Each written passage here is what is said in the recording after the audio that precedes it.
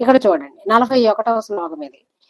భవానీ భావనాగమ్య భవాన్యై నమః. అసలు భవాన్యై నమః అంటే అర్థం ఏంటి? వివరణ. భవస్య పత్ని భవాని, భవుడనగా శివుడు అందరికీ తెలుసు. ఆయన భార్య భవాని, శివుని యొక్క భార్య, భవుని యొక్క భార్య కాబట్టి భవాని అయిందని. స్థానేశ్వర పీఠమనందు అధిష్టాన దేవత భవాని. స్థానేశ్వర పీఠమనుంది, అక్కడ అధిష్టాన దేవత భవాని. భవము అనగా సంసారము, భవసాగరం అంటాం కదా మనం. భవము అనగా సంసారము, దానిని తరింపజేయ తల్లి భవాని.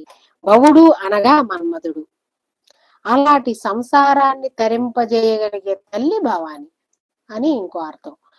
ఇంకొక అర్థం ఏంటంటే భవుడు అనగా మన్మధుడట, అతనిని పునర్జీవింపజేసిన తల్లి భవాని.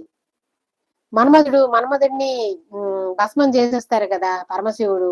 చేసిన తర్వాత మళ్ళీ రతీదేవి వేడుకుంటే ఈమె మళ్ళీ జన్మనిస్తుంది అన్నమాట, మళ్ళీ బ్రతికించేలా చేస్తుంది. కాబట్టి ఆ మన్మధుడికి తల్లి అవుతుంది ఈవిడ, అందుకు భవాని. భవుడంటే ఇంకొక అర్థం, ఆ మన్మధుడు